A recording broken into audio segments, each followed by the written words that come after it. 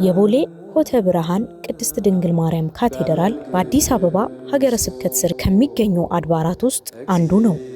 ይህ ደብር ከተመሰረተ 2 አስርት ዓመታትን አስቆጥሯል። ቤተክርስቲያኑ የሚገኝበት አካባቢ በፍጥነት በማደግ ላይ ይገኛል። የገርጂው የቅድስት ድንግል ማርያም ካቴድራል ለመንፈሳዊ አገልግሎት ተደራሽነቱ ከፍ ያለ በመሆኑ ለቁጥር የሚያዳግቱ ምዕመናን የሚሰበሰቡበት ዋነኛ ስፍራ ነው። በቤተክርስቲያኑ አካባቢ ለሚኖሩ ምዕመናን የእምነት ማዕከላቸው ነው። በሳምንታዊ በወራዊና በዓመታዊ ጉባኤዎች መንፈሳዊ አገልግሎቶች በስፋት የሚሰጡበት ቦታ ሲሆን ደብሩ መንፈሳዊ አገልግሎት የሚከናወንበት ስፍራ ውስጥ በመሆኑ በርካታ ምዕመናን በጸሎት በምህላ ለመሳተፍ ወደዚህ የበረከት ስፍራ ያቀናሉ። በተለይም የእመቤታችን የቅድስት ድንግል ማርያም ዓመታዊ ክብረ በዓላት እንደ ጽዮን ማርያም፣ አስተርዮ ማርያም፣ ልደታ ለማርያምና በፍልሰታ ወቅት እንዲሁም ሌሎች የቤተክርስቲያኒቱ አበይት በዓላት በዚህ በቅድስት ድንግል ማርያም ቅጽር ግቢ ውስጥ በልዩ ድምቀት ይከበራል።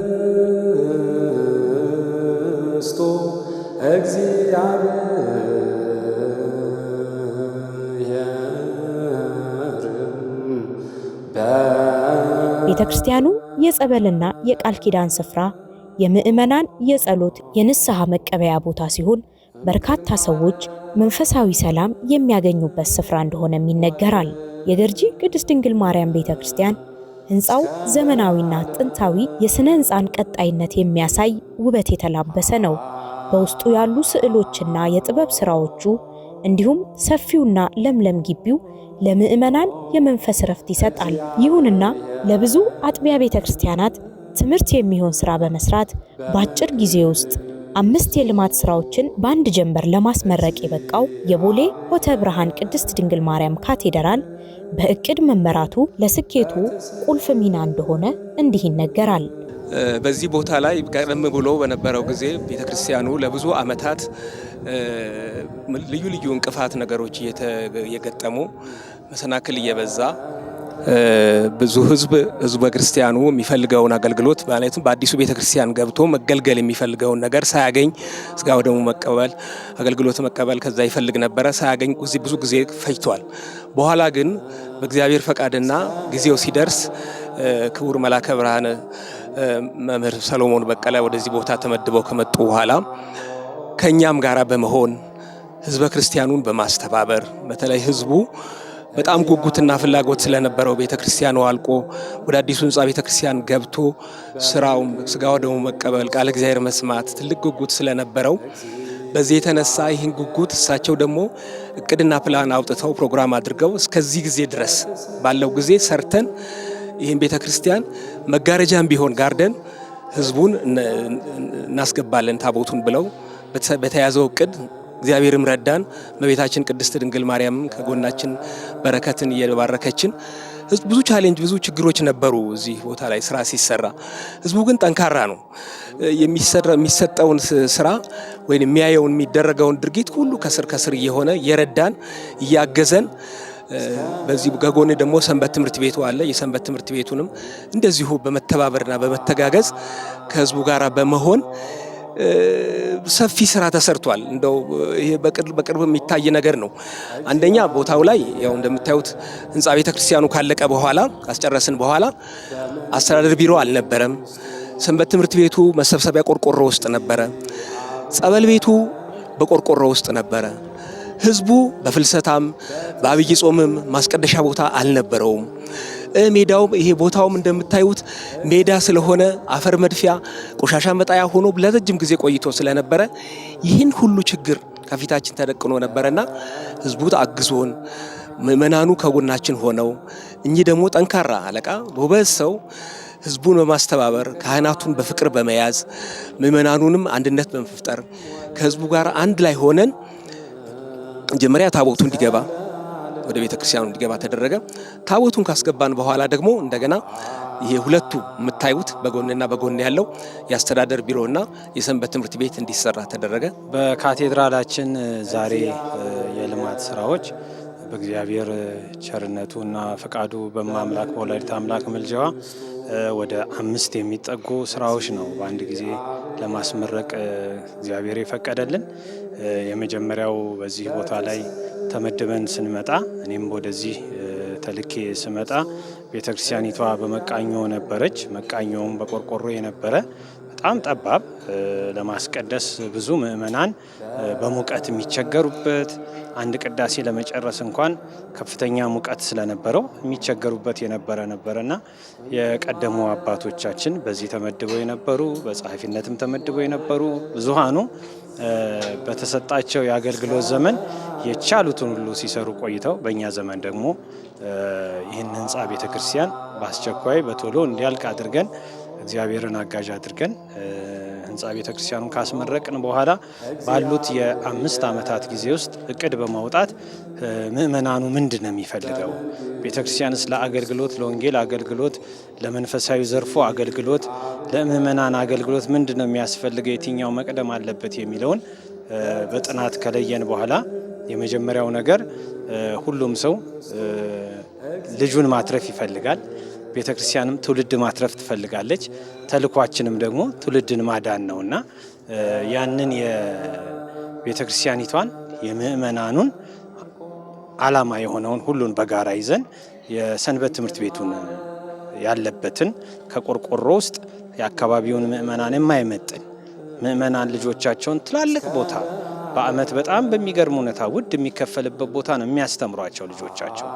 እዛ ሁሉ ነገር ተሟልቶላቸው የሚቀመጡበት ወንበር ለብቻቸው፣ በየሰዓቱ እንደ ልባቸው የሚሆኑበት ሁሉን ነገር ቴክኖሎጂ ሁሉ በየትምህርት ቤታቸው ያሉ ልጆች ቃል እግዚአብሔር ግን እዚህ ለመማር በመሬት ላይ በአፈር ላይ በጭቃው ላይ እየተንከባለሉ ነበርና ያ ነገር ትንሽ ይከብድ ስለነበረ ሰንበት ትምህርት ቤት ውስጥ ያሉ ጠንካራ ወጣት ልጆች አሉ። እነሱን በማስተባበር የህንፃ ቤተክርስቲያኑ እንዲሰራ የመጀመሪያው የዚህ የህንፃ የሰንበት ትምህርት ቤቱን አዳራሽ ሁለገብ የሆነው እንዲሰራ አደረገን።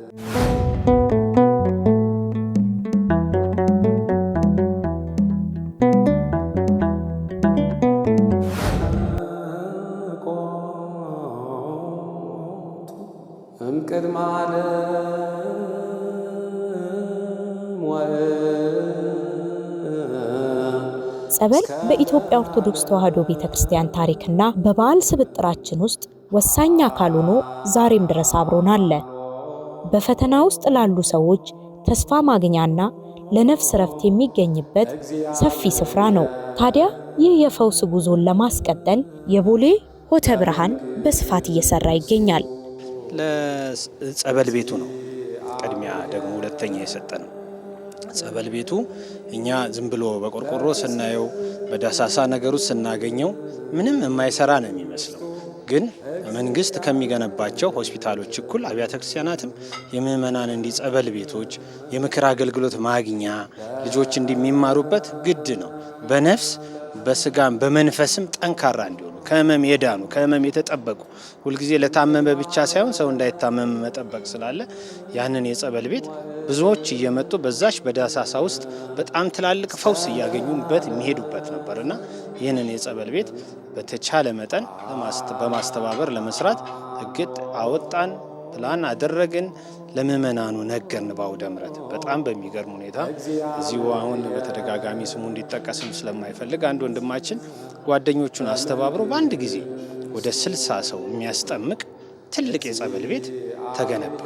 ይህ ጸበል ቤት ደግሞ ሲገነባ ምን ያስፈልግ ነበረ? የነበረው ጸበል በተፈጥሯዊ የወጣ ስለነበረ የማጎልበት ስራ መሰራት ነበር። ያንን የከርሰ ምድር ውሃ ማጎልበት ነበረብን በጸበል የወጣውና በሚገርመው ሁኔታ ይህ ጸበል ብዙዎቹ እንደሚያዩት ሄዳችሁም እናንተም ብታዩት ከህንፃ ቤተክርስቲያኑ ስር ነው የሚፈልቀው። አሁን ካለው ከመንበሩ ስር የሚፈልቅ ጸበል ነው ይህ ጸበልና ያን ጸበል ወደ 7 ሚሊዮን ብር ህዝቡን በማስተባበር ህዝቡ የዚህ አካባቢ ህዝብ በጣም በሚገርም ሁኔታ ትንሽ ስትጠይቂው ብዙ ነው ይዞ ይመጣው። ግን ህዝቡ የሚፈልገው የሚሰራ ነገር የሚያየው ነገር ይፈልግ ነበር በየዕለቱና የአንድ አመት ውስጥ እንደው አስተባብረን ብንቆፍር ያልነውን ከህዝቡ ተሳትፎ ሩጫ አኳያ በ3 ወር ውስጥ ውሃውን በ7 ሚሊዮን ብር አውጥተን ለህዝብ አገልግሎት እንዲውል አደረግነው። ያ ጸበል ያጎለበት ነው። በቀን 40 ሺህ ሊትር እየወጣ ምእመናን ጥምቀት ያገኛሉ። ብዙ ሰዎች ፈውስ ያገኛሉ። ብዙ ሰዎች ከጭንቀታቸው ያርፋሉ፣ ከስጋዊ ደዌያቸው ይድናሉ፣ እየተፈወሱ እግዚአብሔርን እያመሰገኑ ይሄዳሉ ያሉትና ቦታችን ላይ ከሰራ ነው አንደኛው ይሄ ነው። ጸበል ቤት ያስፈልጋል። ህዝቡ ጸበል ነበረና በቆርቆሮ ቤት ነበረ። ህዝቡ እንደ ልብ አይዳረሰውም ነበረ። ያን ጸበል ቤት በዘመናዊ ሁኔታ ከ10 ሚሊዮን በላይ ብር በፈጀ ህዝቡን በማስተባበርና ህዝቡ ይሄን ነገር ተሰርቷልና ለዚህ ሁሉ ያበቃን እግዚአብሔር ነውና በጣም ደስተኛ ነን። እዚህ ደርሰን ይሄን በማየታችን እድለኞች ነን። እግዚአብሔር ይመስገን። በዛ በቤተ ክርስቲያኑ ጀርባ በኩል የከርሰ ምድር ውሃ አውጥተናል። ያ የከርሰ ምድር ውሃ እንደው በትንሹ ከ5 እስከ 10 ሚሊዮን ሊገመት የሚችል ነገር ነውና ያ ከርሰ ምድር ውሃ ከወጣ በኋላ እንደው ሙሉ ገርጂን ለ40 ዓመታት ያጠጣል ተብሎ የሚታሰብ ቦታ ነው ውሃ ነው። ይሄ ከርሰ ምድር ውሃውን ለጸበል ቤቱ አገልግሎት፣ ለቤተ ክርስቲያኑ አገልግሎት፣ ለብዙ ስራ እየተዋለ ነው። ለአካባቢው ሰው ሁሉ ይሄ ከርሰ ምድር ውሃ ትልቅ ስራ እየሰራ ነው። ቤተ ክርስቲያን ለብዙዎች ከመንፈሳዊ አገልግሎት ያለፈ ትርጉም አላት። እሷ የመንፈስ መጠለያ ነች። በጭንቀትና በችግር ጊዜ ሰዎች ሰላምና መጽናናት የሚያገኙባት ቅዱስ ስፍራ ናት። አማኞችን የሚያስተሳስር ፍቅር፣ ሰላምና ወንድማማችነትን አስተሳስራ የያዘች ነች። እነዚህ የተለያዩ አስተዳደግና ማንነት ያላቸው ሰዎች በአንድነት ቆመው በጋራ በእምነት ተስፋን የሚለምኑበት እንዲሁም የሚያገኙበት፣ ለተቸገሩት የእርዳታ እጅ የሚዘረጋበት የበጎነት ማዕከል ናት። ለነፍስ እረፍትን የምትሰጥ፣ ለልባችን ይቅርታን የምታጎናጽፍ ዘላለማዊ መጠጊያችን እናት ቤተ ክርስቲያን ናት። ይህን የተረዱት የቦሌ ሆተ ብርሃን ቅድስት ድንግል ማርያም የስስት ልጆች ለምእመናን መሰብሰቢያ የሆነውን ግዙፉን መጠለያ ማበርከት ችለዋል። ሌላኛው የዚህ የመጠለያ ጉዳይ ነው። ቤተክርስቲያን ህንፃ ሰርተን ያን የሚያህል መጠመቂያ ሰርተን ይህን የሚያክል የሰንበት ትምህርት ቤት አዳራሽ ሰርተን ደግሞ ሰዎች ቆመው የሚያስቀድሱበት፣ ጸሎት የሚያደርጉበት፣ ከፀሐዩም ከዝናቡም የሚጠለሉበት መጠለያ ያስፈልግ ነበር። ይህን መጠለያም እንዲሁ ጀመር ነው። ሰዎችን አወራን። በጣም በሚገርምሽ ሁኔታ ካቴድራል ውስጥ ወጣቶች አሉ። በጣም የሚሯሯጡ ወጣቶች የሚላቁ ያ በሐዋርያት ዘመን ለማገልገል ይሮጡ እንደነበሩት እንደነ እስጢፋኖስ አይነት ወጣቶች አስቀዳሽ ናቸው። ጠዋት ቤተክርስቲያን ናቸው። ቀን በሚገርም ትላልቅ ስራ ቦታ ላይ ነው የሚውሉት። ማታ ቤተክርስቲያን ሲመጡ ግን እያንዳንዷን ተራ ነገር የተናቀች የምትባለው የተረሳ የሚባለው ነገር የሚሰሩ ወጣቶች አሉ። ከነሱ ጋር አወራን። እነሱ ፕላኑን ኢንጂነር ዘሪሁን ይባላል። ፕላኑን ሰራ፣ ዲዛይኑን ሰራ፣ የሚያስፈልገውን ነገር ዘረዘረ፣ ነገረን። አውደ ምሕረት ለህዝብ ነው የነገረን። ዛሬ ይሄን ለመስራት ነገችን እንቆፍራለን። ስንቆፍር ብረት ያስፈልጋል ስንል ብረት ይዘው ይመጣሉ። ሲሚንቶ ያስፈልጋል ስንል ሲሚንቶ ይዘው ይመጣሉ። ስለዚህ የቤተ ክርስቲያን ሀብቶቿ ልጆቿ አይደሉ፣ ልጆቿ ደግሞ ስራውን ይሰሩ ነበርና በዚህ መልኩ ሰራን። እንዲያም ሆኖ ግን የአስተዳደር ሰበካ ጉባኤ ጽሕፈት ቤቱ በጣም በሚገርም በቆርቆሮ ነው ስሜ ነበር። የቀደሙ አባቶቻችን ይህን ቦታ ለማግኘት ብዙ ዋጋ ከፍለው ወድቀው ተነስተው ታስረው ተገርፈው ነው ይችን ቤተክርስቲያን ከተማ ውስጥ የተከሏትና በዛ መልኩ እነሱም ለአዳራሽ ለዚህ ለመጠለያው ለጸበል ቤቱ ለሁሉ መሆን አልቻሉ። በየጊዜው ቤተክርስቲያን በቅብብሎሽ ውስጥ የምታልፍ ዘላለማዊት ስለሆነች እኛ እጅ ላይ ደርሳለችና ይህን ደግሞ የአስተዳደር ጽሕፈት ቤት በዘመናዊ መልኩ መስራት አለብን አለን። በዘመናዊ መልኩ ለመስራት 1 ዓመት ከ8 ወር በሚፈጅ ሁኔታ ይህንን አዳራሽ የስብከተ ወንጌል አዳራሽ የያዘ ሙሉ የተሟላ የአስተዳደር ጽሕፈት ቤት ገንብተን በካሜራ ቁጥጥር ስር ያለ እያንዳንዱ እንቅስቃሴ የሚታይ የሁላችንም ስራ ግልጽ ነው። የስራ መንፈስን የሚያነቃቃ እንደ እግዚአብሔር ቸርነት እንደማምላክ ምልጃዋ ይህን ሰርተን ዛሬ በብፁዓን አባቶች እንዲመረቁ አድርገናል እልሻለሁ። ደብሩ የልማት ስራዎችን ጀመረ እንጂ አላጠናቀቀም የሚሉት የደብሩ ዋና ጸሐፊ ሊቀ ስዩማን ዮሐንስ ክፍሌ ክርስቶስ የመሰረተው ስራ የሚቆም እንዳልሆነ ሁሉ የቤተ ክርስቲያን ስራም አይቋረጥም ይላሉ። የቤተ ክርስቲያን ስራ አለቀም ይባላል፣ የሚያልቅ አይደለም። ለምን ቤተ ክርስቲያን ሁል ጊዜ ዘመኑን እንድትዋጅ መጽሐፍ ቅዱስ ያዛታል። አባቶቻችንን በየዘመኑ ዘመኑን እየዋጁ ስርዓት እየሰሩልን፣ እየተከሉልን፣ እያሰፉልን እዚህ አድርሰዋታል። ከኛ በኋላ የሚመጡ ልጆች ዘመናዊያን ነው የሚሆኑት። ብዙ ትምህርት፣ ብዙ ዘመናዊነት ወደ እነሱ ይመጣል። ያን ተከትሎ የክርስቶስን መንግስት፣ የክርስቶስን ዘላለማዊ አምላክነት የሚገለጽባት ነችና ያንን መንገድ መግለጽ ነው የኛ ስራ።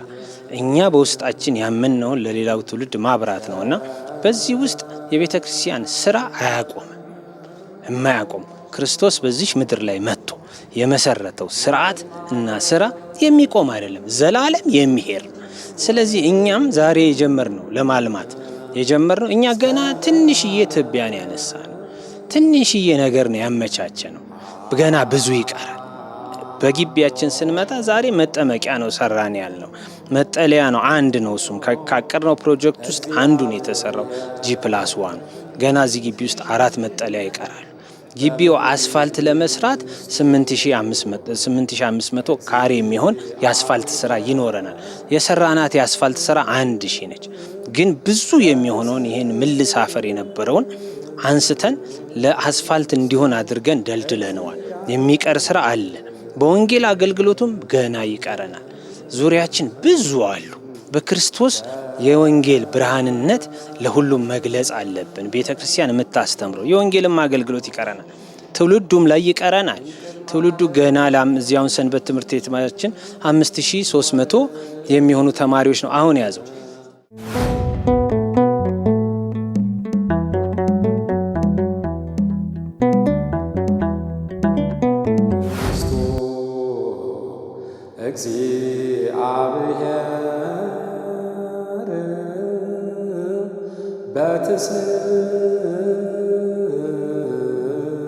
መቼስ የተያዘው የቤተ ክርስቲያን ሥራ ነውና ፈተናዎች የማያልቁ ቢሆኑም የመንፈስ ዝለት ላጋጠማቸው ለአንዳንድ አገልጋዮች ፈተናዎችን እንዴት ማለፍ እንዳለብን ማወቅ መማሪያ ይሆናል። የቤተ ክርስቲያን አገልግሎት ብዙ ጊዜ እኛ የቻልነውን ለማገልገል እንሞክራለን፣ ግን ሁልጊዜ ፈታኝ አለ።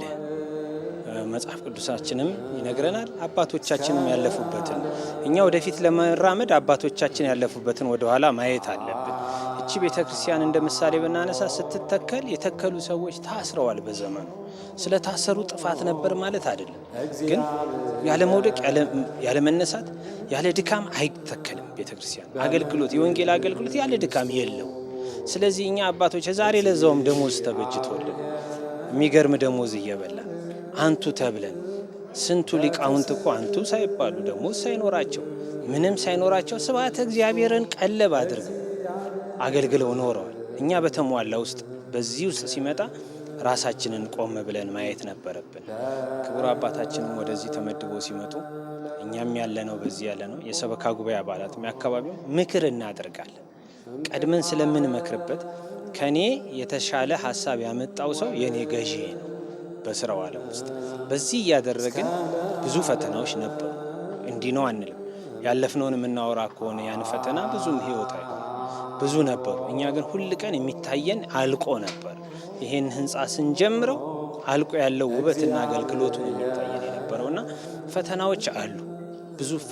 ብዙ ፈተናዎች አሉ። በጣም በሚገርም ሁኔታ እንፈተና። ያለዛማ ክርስትና አይደል። እኛ እኮ የዛ የመርከቡ ተሳፋሪዎች ነን። መርከቧ ሁል ጊዜ ውሃ ላይ አይደል የምትቀመጥ፣ ወደዛ ወደዚህ ማለቱ አይቀርማል።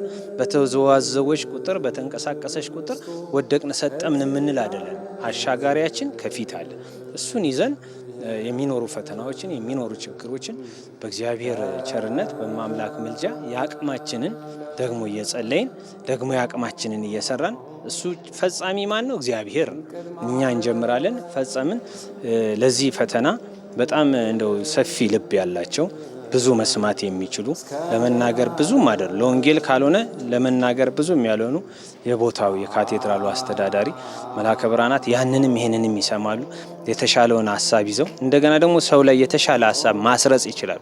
ይህንን ከሳቸው ተምሬያለሁ። በጸሐፊነቴ ከሳቸው ይህን ተምሬያለሁ እና በዚህ መልኩ እነዚህን ስራዎች ብዙ ፈተናዎች ነበሩን፣ አልፈናቸዋል። ፈተናዎቹን ስንጸና የፈታኝ የነበሩ ሰዎች አገልጋይ ሆነው ይመጣሉ።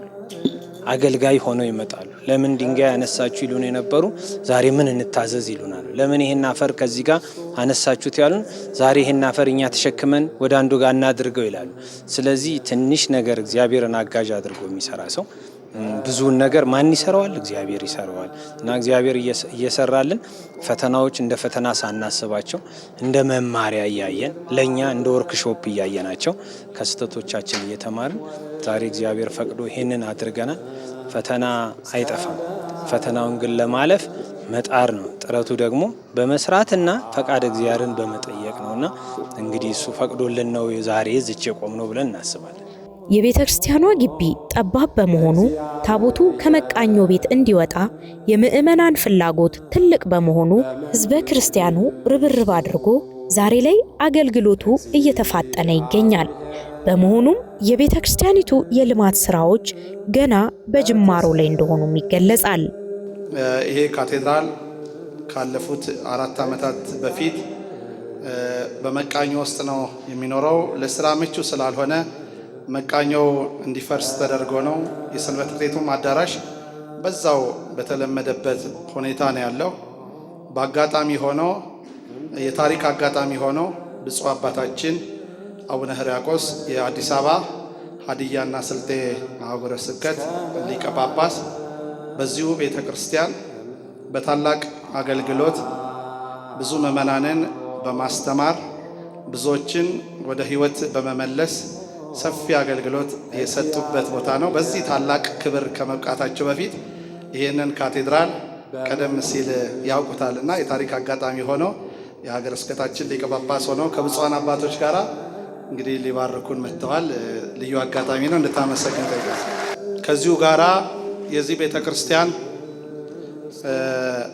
በጎ ስራ ከሰሩ አባቶች መካከል ሳልጠቅስም አላልፈው አንዳንድ የነበሩትን ጥቂት የሆኑ ክፍተቶች ከህንፃ ግንባታ ጋራ በሌላም የነበሩትን ክፍተቶች በማስተካከል ደረጃ ትኩረት ሰጥቶ በመስራት የዚህ ቤተ ክርስቲያን የሰላሙ፣ የአንድነቱ፣ ህብረቱ የበለጠ ተጠናክሮ እንዲቀጥል ለማድረግ ከሰበካ ጉባኤው ጋራ በመመካከር ከህንፃ ኮሚቴው ጋራ በመነጋገር ከማህበረ ካህናቱ ጋራ በመነጋገር ለዚህ ቤተ ክርስቲያን ትርጉም ያለው ስራዎች እንዲጀመሩ አቅጣጫ በማስቀመጥ ካገዙ አባቶቻችን መካከል በአዲስ አበባ ሀገረ ስብከት በአሁኑ ሰዓት የብፁዕ ቅዱስ ፓትርያርክ ልዩ ጸሐፊ የሆኑት ክቡር መላከ ሕይወት አባ ኃይለ ገብርኤል ናቸው። እሳቸውን በመካከላችን ተገኝተዋል። አመስግኑልኝ። እንደሚታወቀው ሁሉ በአጥቢያችን በብዙ ሺህ የሚቆጠሩ ምዕመናን በዚህ ስፍራ ይኖራሉ። ይቺ ቤተ ክርስቲያን በጣም ብዙ ሕዝብ ይወዳታል። እመቤታችንን ብዙ ሰው ይወዳል።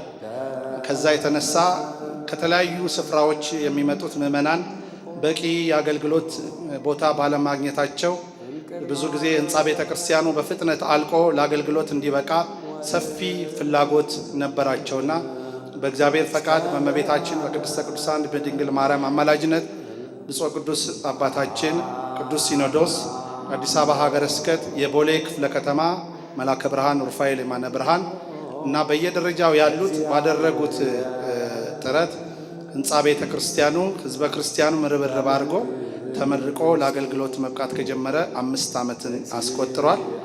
እነዚህ ከ5 ዓመታት በኋላ የቤተ ክርስቲያኒቱን የልማት ስራዎች ለማጠናከር በተቻለ መጠን ሙከራዎች ተደርገዋል።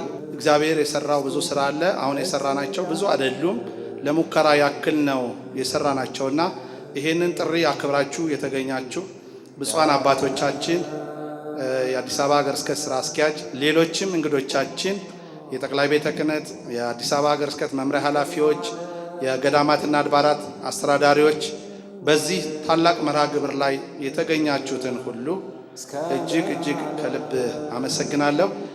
ደብሩ እስከዛሬ የሰራቸው አጠቃላይ የልማት ስራዎችን በተመለከተ በደብሩ የሰበካ ጉባኤ ምክትል ሊቀመንበር በቀሲስ ስንታየው ስሜ በኩል ሪፖርት ቀርቧል።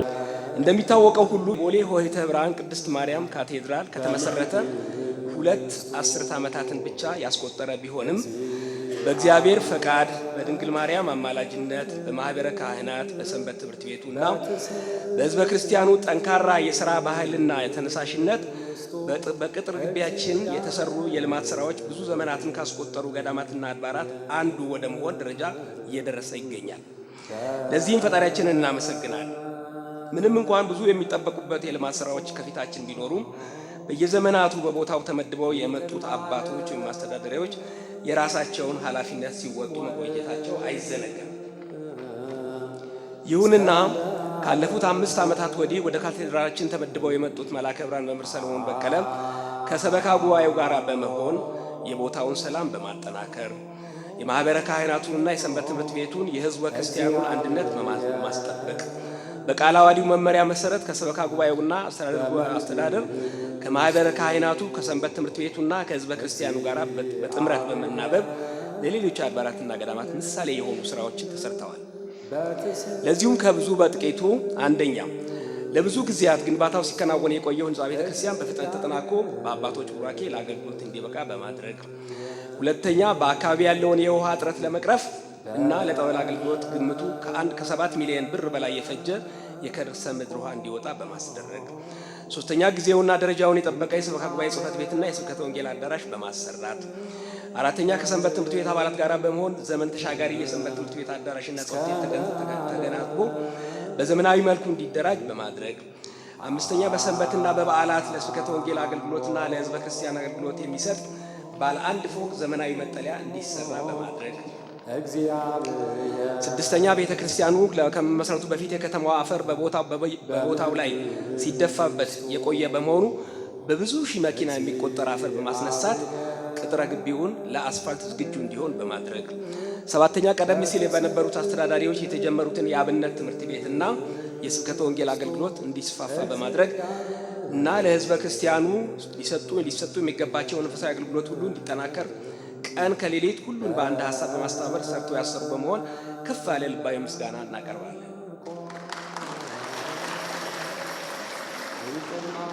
በክርስትና ውስጥ አንድ አገልጋይ ከሚጠበቁበት ነገሮች መካከል አንዱ ለቀጣይ ትውልድ ወንጌል የሚተላለፍበትን መሰረት አደላድሎ ማስረከብ ነው።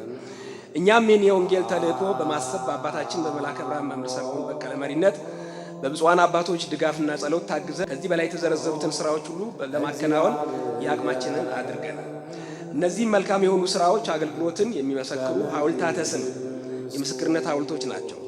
እነዚህን የመሰሉ በራሳቸው የሚናገሩ የምስክርነት ሐውልቶችን ብዙ ፈተናዎች አልፋችሁ ያቆማችሁ ሁሉ በዋናነት የካቴድራላችን አስተዳዳሪ መልአከ ብርሃን መምህር ሰለሞን በቀለ፣ ሰበካ ጉባኤው፣ ማህበረ ካህናቱ፣ ሰንበት ትምህርት ቤቱ፣ ማህበረ ምዕመናኑ እና እዚህ የተገኛችሁ ሁላችሁም በእመቤታችን በድንግል ማርያም ስም እንኳን ደስ አላችሁ።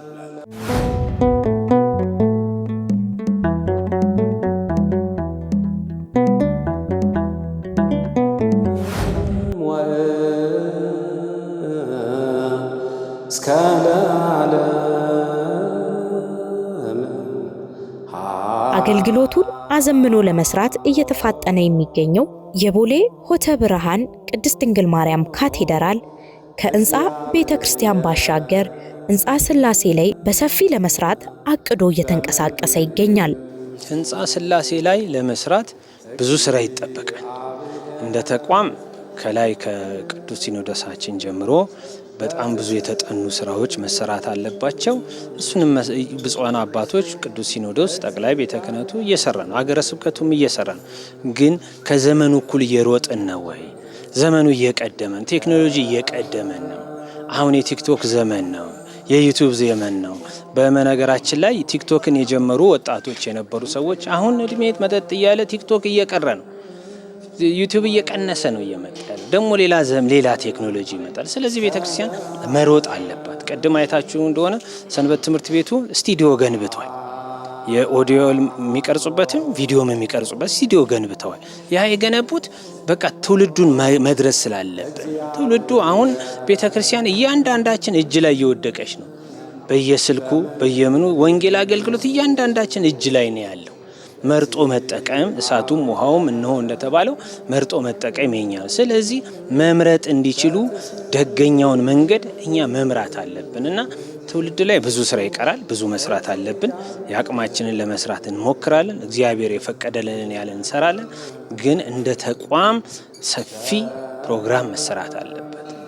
አብዛኛው በአሁን ጊዜ ድሮ የቀደሙት አባቶቻችን የሰርክ ጉባኤ ጀምረውልን ነበር። አሁን ኑሮ ከሩጫ ጋር ሆነና አብዛኛው የሰርክ ጉባኤ የተለየ ቀናት ካልሆኑ በአዘቦት ቀን ጭር እያሉን ሁሉም አብያተ ክርስቲያን። ስለዚህ ህዝቡን የቱ ጋር ነው የምናገኘው? በምንድን ነው የምናገኘው? ስለዚህ ብዙ የተዳከምንበት ነገር አለ። ትውፊታችን እየቀነሰ ነው። የሃይማኖታዊ ትውፊታችንም ባህላችንም እንደገና ማህበረሰቡም የራሱ የነበረው ባህልም እየጠፋ ነው። ድሮ ወንጌል የሰልስት ዕለት ይነገር ነበር አይደል? ንስሐ አባት ቀርቦ አስተምሮ ጸበል ረጭቶ ያን ሀዘን ቤት አጽናንቶ ይወጣ ነበር። አሁን በአደባባይ እኮ በእኛው አውደ ምሕረት ሰልስት የለም ተብሎ እየተነገረ ነው ያለው። ስለዚህ የወንጌል አገልግሎት የምንሰጥበት መንገድ እየተቀየረ ከመጣ እኛም ተከትለን የወንጌል አገልግሎታችን መሄድ አለብን እና ብዙ ይቀረናል፣ ትውልድ ላይ ይቀረናል። ግን እግዚአብሔር የፈቀደልንን ደግሞ ዝም አንልም። ያየነውን የሰማነውን እየተናገርን እንሄዳለን፣ እየመሰከርን እናልፋለን። የኛ መጨረሻችን እዚህ አይደለም፣ እላይ ርስተ መንግስተ ሰማያት ስለሆነ ከኛም በኋላ የሚከተሉንም ወንድሞቻችን፣ እህቶቻችን፣ ልጆቻችን የቤተ ክርስቲያን ድምጿ የክርስቶስን መንግስት ወርሳችሁ የክርስቶስ ልጅ ሁኑ ነው።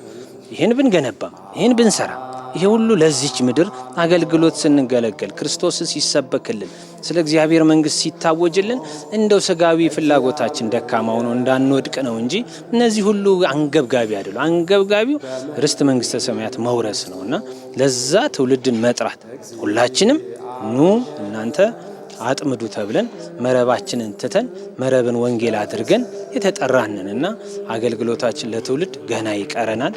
ግን የቻልነው እየተሰራ ነው። ሰንበት ትምህርት ቤት ላይ መስራት የነገዋ ቤተክርስቲያን ላይ መስራት እንደሆነ በማመን ሰንበት ትምህርት ቤቱ አገልግሎቱን አስፍቶና አሰራሩን አዘምኖ እየተንቀሳቀሰም ይገኛል። ሰንበት ትምህርት ቤት ላይ መስራት የነገዋ ቤተክርስቲያን ላይ መስራት ነው። ስለዚህ ሰንበት ትምህርት ቤት ላይ ትኩረት አድርገን እየተንቀሳቀስን ነበረ። እንግዲህ ሰንበት ትምህርት ቤቱ የተጀመረው በ2012 ዓመተ ምህረት ነው።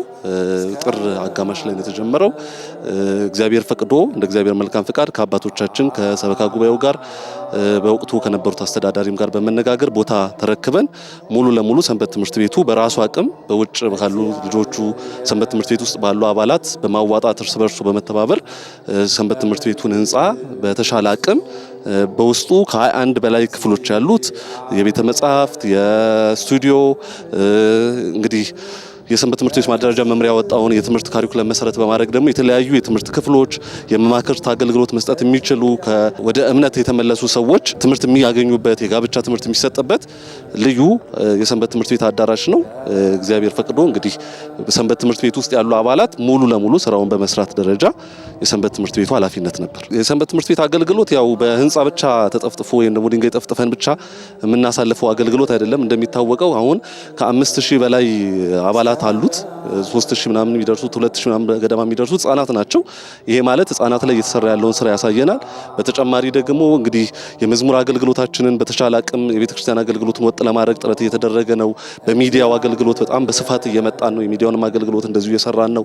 ከዛ በዘለለ ግን ቅድም እንዳልሽው አንቺም በተለይ ተተኪ ትውልድ ላይ ከመስራት አንጻር ሰንበት ትምህርት ቤት ትልቅ ሚና አለው። ይሄም ደግሞ አሁን ባሉት የሰንበት ትምህርት ቤት አገልጋዮች ላይ የትምህርት የተለያዩ ኮርስ ትምህርት በየእድሜያቸው ክልል ኮርስ ትምህርት እየተሰጠ ማብቃት በተለይ በክርስትና ህይወት ይሄ ብቁ የሆኑ ክርስቲያኖችን ከማፍራት አንጻር ሰንበት ትምህርት ቤቱ አሁንም በተቻለው አቅም የራሱን ጥረት እያደረገ ይገኛል።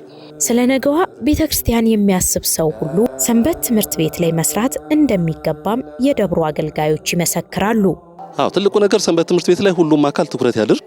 ወጣት የሚገነባበት ነው። ነገ ቤተክርስቲያንን ማየት ማሰብ የሚፈልግ አካል ሁሉ ለሰንበት ትምህርት ቤት ቦታ መስጠት አለበት። ቦታ ስል የአእምሮ ቦታ መጀመሪያ ከአእምሮ ይጀምራል። በጎ ነገር ማሰብ አሁን ለኛ ስራ በጣም መፋጠን ትልቅ አስተዋጽኦ አድርገዋል ብለን የምናስባቸው በጎ አመራር ያሉ አባቶች መኖራቸው ነው። በተለይ መላከ ብርሃን መምህር ሶሎሞን በቀለ የደብራችን አስተዳዳሪ፣ አጠቃላይ ሰበካ ጉባኤው በእሳቸው ስር ያሉ አጠቃላይ ሰዎች በጎ ቀና አስተሳሰብ ብቻ መኖሩ ለኛ በጣም ብዙ ነገር ሰፖርት አድርጎናል። ለሰንበት ትምህርት ቤት ጋር መስራት ወጣት ጋር መስራት ነው ብሎ ማመን መቻላቸው ለኛ ጠቅሞናልና ምናልባት በየገዳማቱና አድባራቱ ያሉ አስተዳዳሪዎች፣ ጸሐፊዎች ሁሉም ሰበካ ጉባኤ አባላት ወጣት ላይ ለመስራት ትኩረት መስጠት አለበት ሚለው መጀመሪያ አጽንኦት መስጠት ፈልጋለሁ።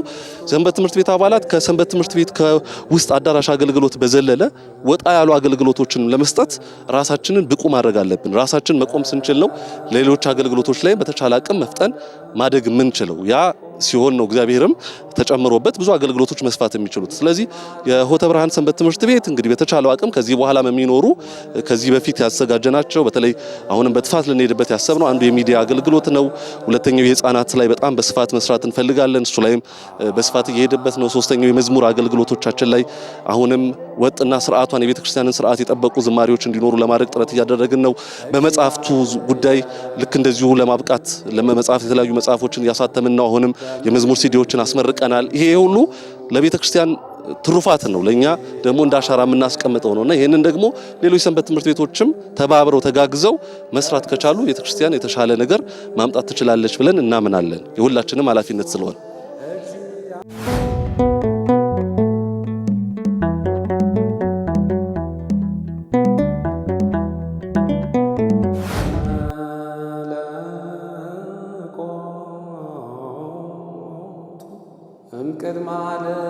በተሰራው የልማት ስራና በተመለከቱት መልካም ነገር ብፁዓን አባቶች ምስጋና አቅርበው ቡራኬ ሰጥተዋል። ዛሬ ያው እኔ የመጀመሪያ ጊዜ ነው እዚህ የመጣሁት። እዚህ በመምጣቴ በጣም እጅግ ተደስቻለሁ፣ ደስ ብሎኛል። ምክንያቱም በዚህ ካቴድራል ዙሪያ የተሰሩትን ስራዎች በማየታችን ሁለመናውን በማየታችን እጅግ በጣም ደስ ብሎናል። በጣም እጅግ ደስተኞች ነን። እንዲህ አይነት ስራ ማየታችን ማለት ነው። ብዙ ስራዎች ነው በዛሬ ቀን የተሰሩት ስራዎች። ቅድም እንደተገለጠው ብዙ ስራዎች ናቸው የተሰሩት። ብዙ ልማት ነው የለማው ማለት ነውና እንግዲህ ሰብ ይቀድሶ ለመካን መካን ይቀድሶ ለሰብ ላልና ስለዚህ ሰው መልካም ሰው ቦታን ይቀድሳል፣ ቦታ ደግሞ ሰውን ይለውጣል ይቀድሳል ይላልና ስለዚህ መልአከ ብርሃን ሰሎሞን በጣም ታላቅ ወንድማችን ናቸው።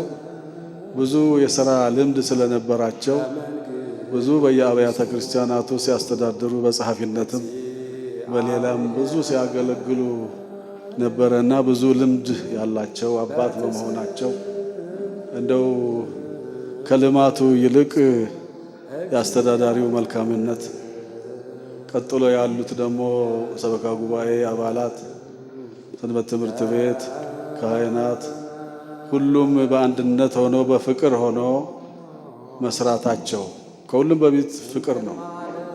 ከሁሉም በፊት ሰላም ነው። ሰላም ካለ ፍቅር ካለ ብዙ ነገር መስራት ይቻላል።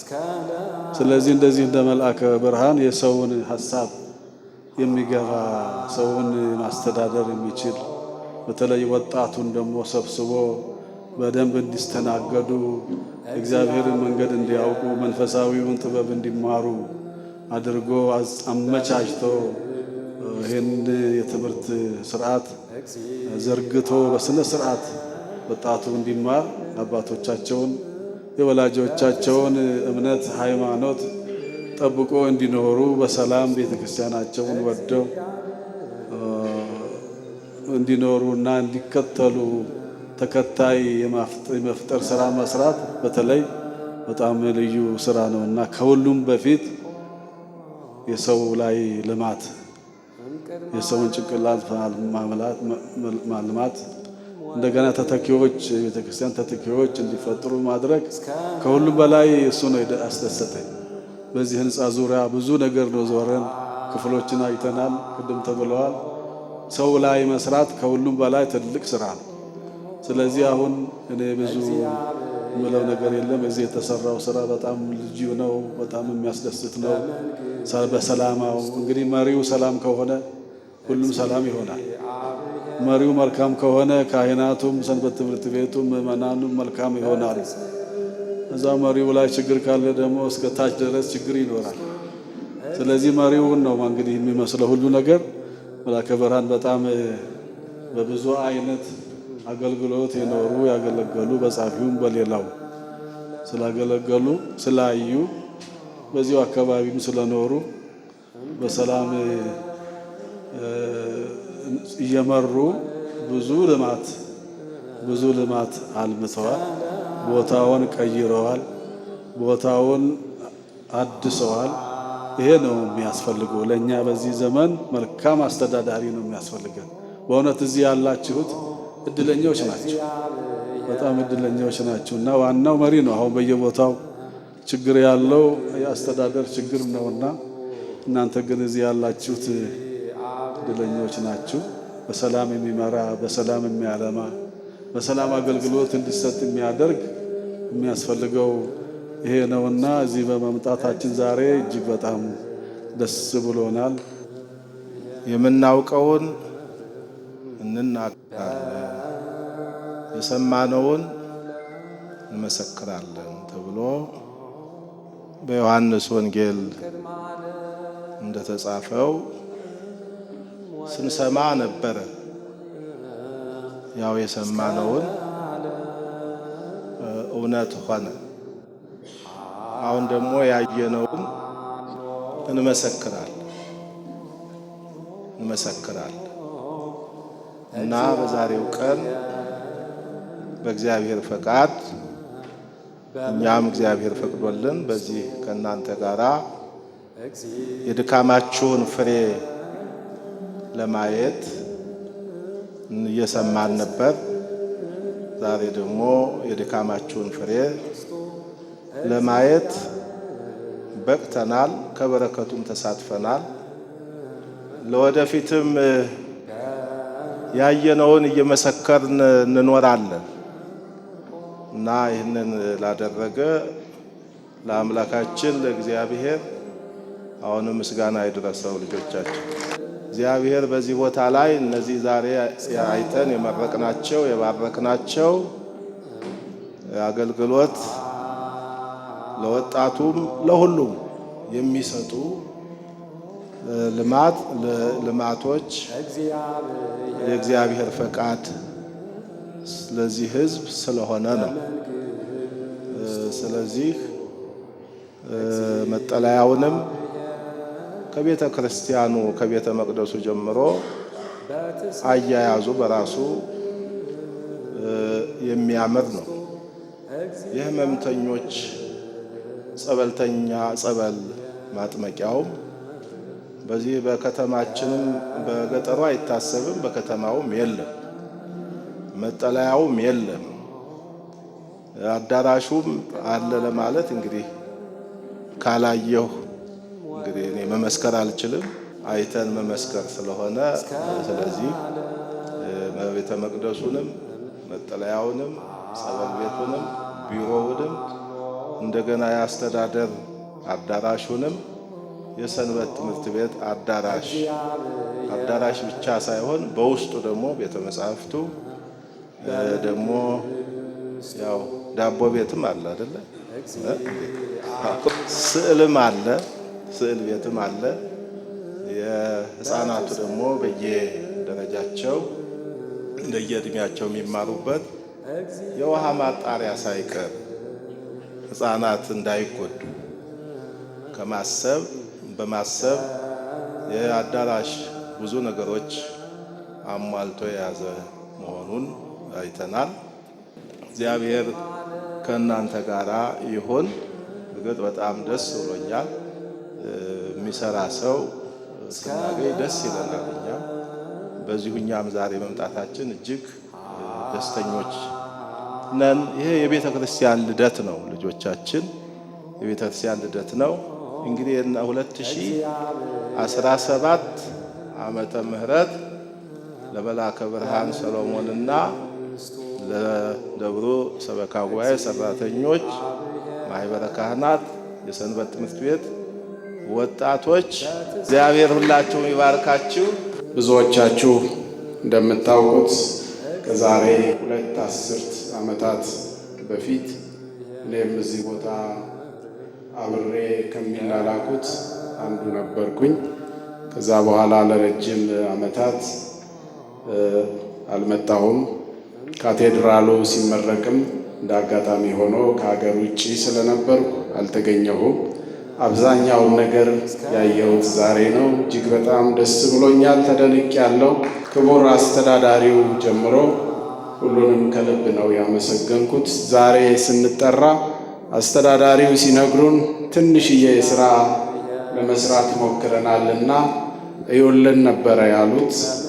ስንመጣ ግን 5 ታላላቅ ፕሮጀክቶች፣ ቤተ መቅደስ የሚያህል የጸበል ቤት፣ መጠለያ፣ እንዲሁም ቢሮ፣ የስብሰባ አዳራሽ፣ ስቱዲዮ እንዲሁም ደግሞ የሰንበት ትምህርት ቤት ይሄንን ካቴድራሉን ሊመጥን የሚችል ታላቅ የሰንበት ትምህርት ቤት አዳራሽ፣ እነዚህን ሁሉ በአንድ ቀን ሰርቶ አጠናቆ ማስመረቅ መታደል ነውና ድምፃቸው ሳይሰማ ድምፃቸውን አጥፍተው ይሄን ስራ ለሰሩ ለሁሉም እዚህ ላሉት ከክቡር አስተዳዳሪው ከዋና ጸሐፊው ጀምሮ እጅግ ከፍ ያለ ምስጋና አቀርባለሁ። እግዚአብሔር ይስጥልኝ።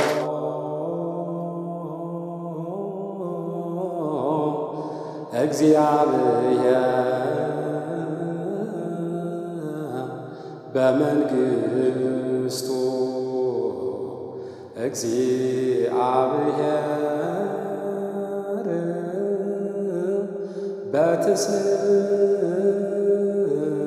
በትዕግሥቱ እግዚአብሔር